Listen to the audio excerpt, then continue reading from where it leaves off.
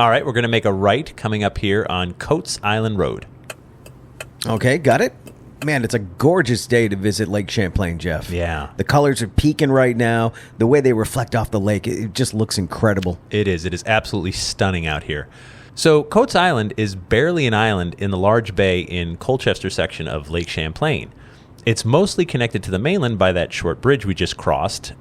Just covers up the marshy waters below. So technically an island, but barely. And there's a lot of woods on the island and some pretty nice lake houses, too. Yeah. I'm guessing there's some pretty pricey real estate out here. No question, it takes some bucks to live on Coates Island. So what's a couple of Joe 12-packs like us doing out here?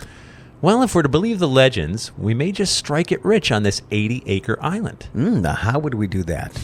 Because they say Coates Island on Lake Champlain is home to millions in buried pirate treasure. Greetings, legendarians. I'm Jeff Belanger. Welcome to episode 416 of the New England Legends podcast. I'm Ray Auger. Thank you for joining us on our mission to chronicle every legend in New England, one story at a time. You're welcome. We love tales of ghost monsters, UFOs, pirates, eccentrics, and anything else that goes bump in the night. So many of our story leads come from you, so please reach out to us anytime through our website with your story leads. We love hearing from you. Our website is also a place to see dates for Jeff's fall story tour, dates to see my band, the Pub Kings, and links to buy the new 2026 Haunted New England calendar and Jeff's latest book, Wicked Strange New England. So we'll go digging for lost treasure right after a word from our sponsor. Okay, Jeff, so here's the thing about Vermont. Okay. It's landlocked, and I don't think of Lake Champlain when I think of pirates. No, I get that. So it turns out it is possible to sail here from the ocean. At least it was at one point. But it wouldn't have been easy. So a ship would have to sail far north around New Brunswick and into the St. Lawrence River. You sail that about 200 miles near Montreal, and then you bang a left onto the Richelieu River, and you follow that about 70 miles south, and boom, you hit the northern section of Lake Champlain. All right, got it. Still, it's a long way to go for a pirate to hide treasure. It is. It's not exactly convenient. Now, we've covered a lot of stories of buried pirate treasure in New England. If a pirate is on the run, they want to bury their loot someplace where others won't find it. Right. But someplace easy enough to get back to quickly if they're coming back for it. That's usually the plan with buried pirate treasure, yeah. Now, it wouldn't be easy to sail back here for pirate treasure and then sail back through a narrow river to run off with it. Yeah, also true. But this isn't any normal pirate treasure story. Well, I can't wait to explore this one. All right, here's a little more information about Colchester. The town was chartered in 1763 and named for the Earl of Colchester. It's located on the bay just north of Burlington, here on Lake Champlain. The lake and the land provide most of the early industry here. Today, over 17,000 people call Colchester home, making it the third largest municipality in Vermont. Coates Island is named for William and Adeline Coates, who bought the 80-acre island farm here in 1872. I guess if you own all the land, it's fair to name the island after yourself. Absolutely. So in the coming decades, the farm shrunk, land was sold off for camps and then private lake homes, but it's still a peaceful and quiet place. And if you believe the legend, you may just stick a shovel in the ground and find millions of dollars worth of treasure if you know where to dig. And to find out how it got here, let's head back to the year 1765. It's September of 1765. King George III is on the throne in England, and the colonies here in the Americas are expanding. There are some grumblings of revolution, but most figure you'll never make everyone happy. We're currently sailing aboard a small ship with Captain Pierre Mallett, a man who hails from France. We don't know a lot about Captain Mallett's past, but he's a surly fellow, doesn't like questions or strangers.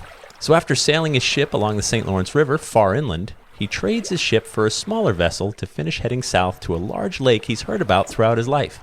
Now that would be Lake Champlain, named after Samuel de Champlain, who first sailed these waters back in 1609. Captain Mallett is going through the trouble of sailing hundreds of miles inland, selling his ship because he intends to retire.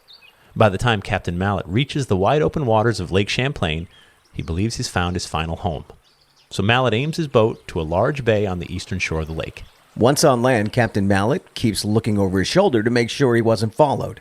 Satisfied that this land on the bay is an isolated spot, he unloads his boat. Mallett soon builds himself a cabin by the lake. Not much, but it's all the space he needs. There aren't a lot of people living in this area, so Mallett mostly goes unnoticed. Boats will sail by on the lake. Some curious fishermen may make their way into the bay in front of the cabin, but Mallett's home is set far enough back that it's not obvious from the water. Now, once in a while, someone does venture too close, but Mallett's gruff demeanor and rudeness usually sends them away. There is one other project that occupies Mallett's time in his early days here by the bay. He's digging holes and burying some of his chests and boxes in various places. Mallett only digs when no one's looking. He doesn't like strangers any time of the day or night, but especially while he's digging. If he spots a boat sailing too close, he'll stop what he's doing and hide. What a strange man. He is. And he's reclusive. He wants no part of any community. Now, with no one around to say otherwise, this land is Mallett's to do what he will. Years pass. It's now 1774, and a good-sized ship is sailing into the bay in front of Mallett's cabin. Mallett's getting on in years and more cranky than ever. Oh, wow. Look who's getting off the ship. Oh, hey, is that? Yeah. That's Ethan Allen. Huh. With his business partner, a man named Remember Baker. Mallett is hiding in his cabin. Ethan Allen is explaining to Mallett that he and Baker own all the land from the Winooski River all the way down to the Lamoille River. The two men want to know what Mallett is doing on their land. After a short discussion, Allen and Baker can see that Mallett is old and reclusive. They see no harm in letting him stay in his cabin. Besides, they have no current plans for the land. So with that, Allen and Baker sail off once again, and Mallett goes back to his life of solitude. More years pass. It's now September of 1792, and another ship enters the bay.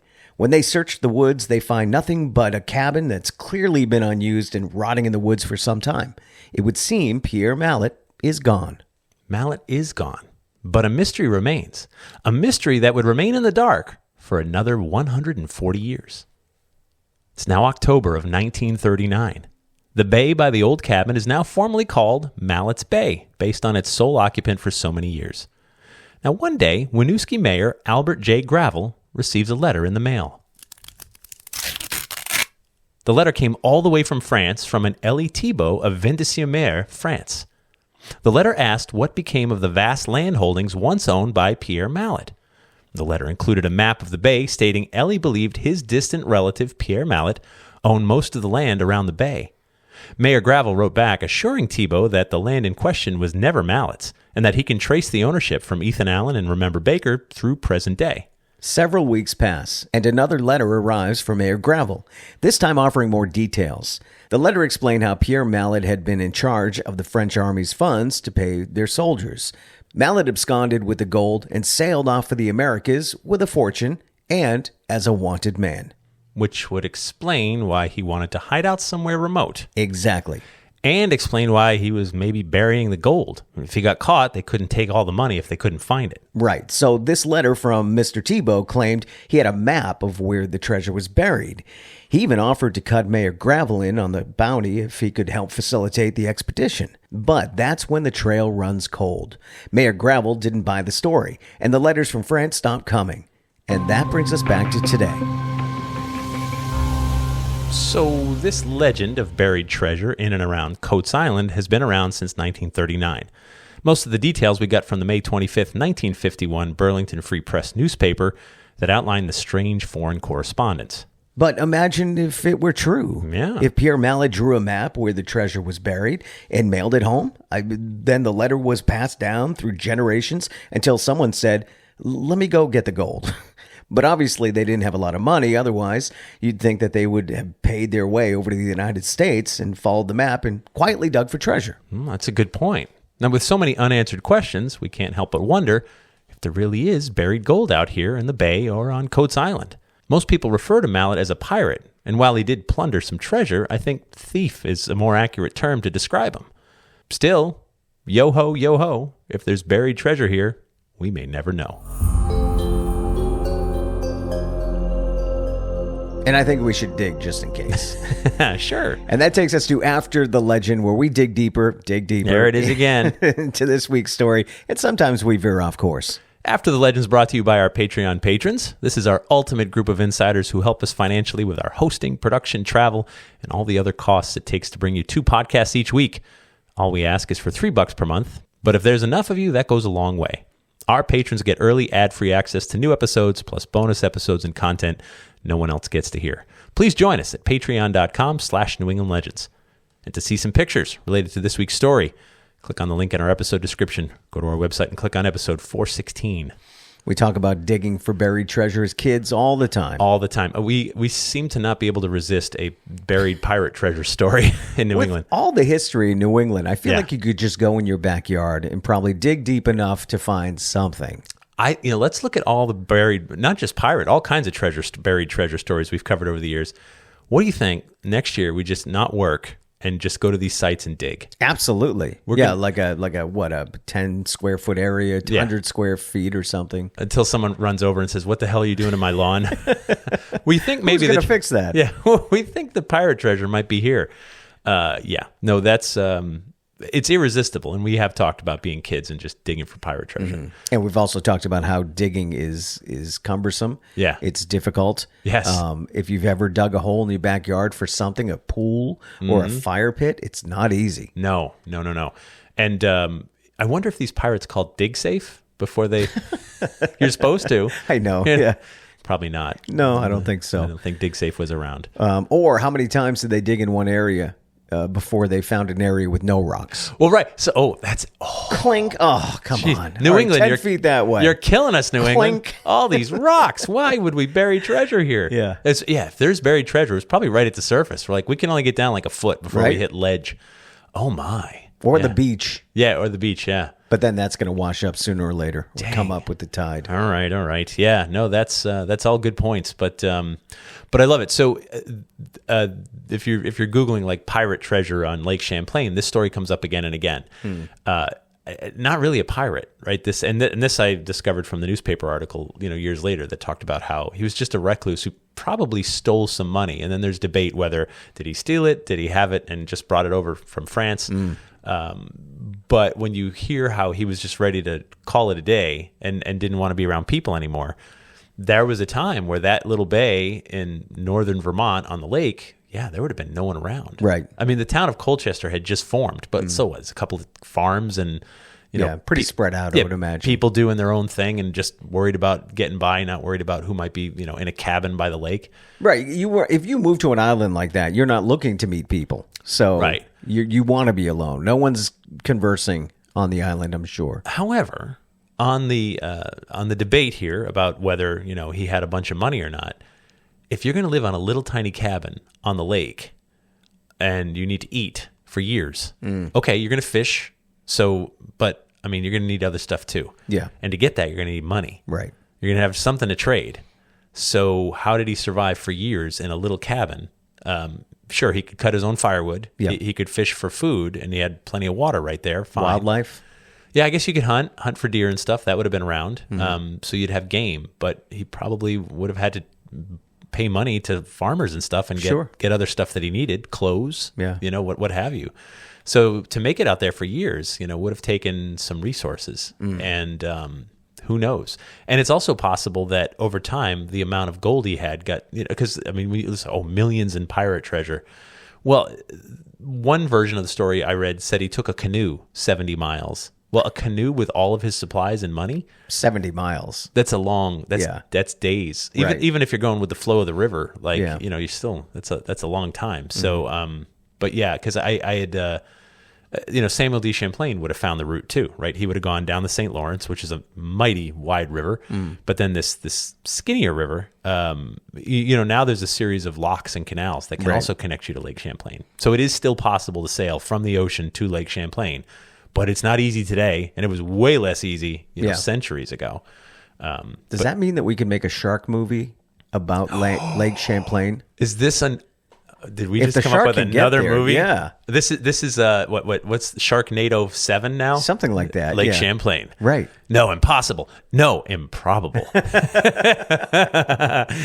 See, the shark swims up the St. Lawrence, adapts to fresh water. Yeah. Easy. And then it's a mutant shark. And then just when people are petrified, are you ready for the ending of our movie? Who comes to save the day? Champ the Lake Monster. Oh, there you go. Oh, it's a mashup movie. It's all of a sudden this, this Right. giant snake-like thing circles the shark and squeezes it to death. Champ saves the day. Roll the credits. Leaves it open for a part 2. Yeah. Oh my gosh.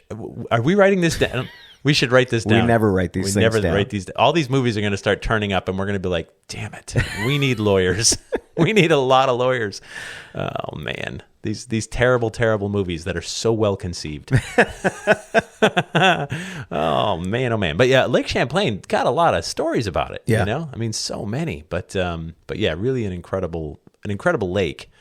And this might be our 4th or 5th Lake Champlain story that's not Champ. I feel like we're familiar with it by now. We've got it down. Yeah, we've got Champ, we've got other monsters, we've got haunts, and now we've got pirate treasure. So if you spend the summer out there, bring a shovel. Be sure to hit that subscribe button wherever you get your podcasts, because we don't want you to miss a thing. Plus, it's free to subscribe. We'd also love you to post a review for us. Those reviews are how we grow and reach new listeners. We also love hearing from you, so email us your ideas and get involved. We can never have enough legendarians riding along with us. We'd like to thank our sponsors, and thank you so much to our Patreon patrons. The theme music is by John Judd. Until next time, remember, stay legendary.